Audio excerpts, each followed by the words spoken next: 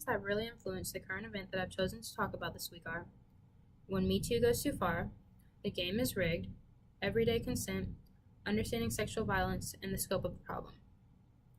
The reading When Me Too Goes Too Far talked about what the Me Too movement was about, which was exposing misbehaviors of males and transforming it for the better.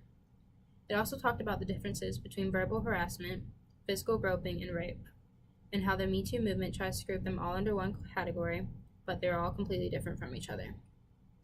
The Game is Rigged talked about how feminists view sex and how sex is rigged. It talked about male sexual entitlement and the expectation that male sex needs take priority. It also discussed an experience that Reina Gatasu went through while in college and that she didn't fully understand until now. Everyday Consent gave a very good overview of what consent is and how to understand it and how to accept the word no. It explained how you have to ask for someone's permission before you are allowed to do something. Understanding Sexual Violence talked about what sexual violence is, how it impacts everyone, and how people handle it differently.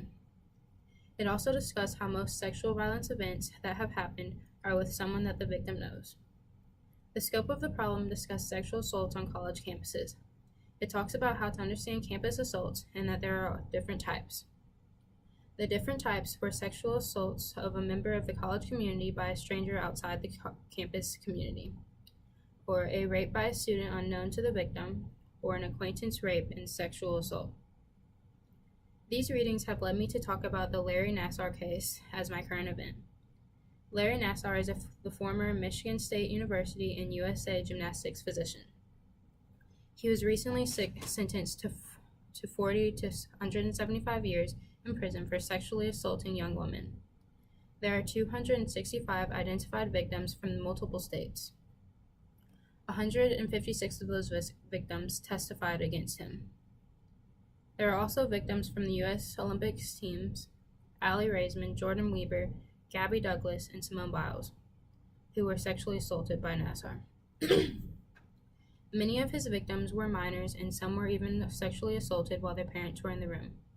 Larry Nassar is already serving 60 years in prison for pleading guilty to child pornography charges.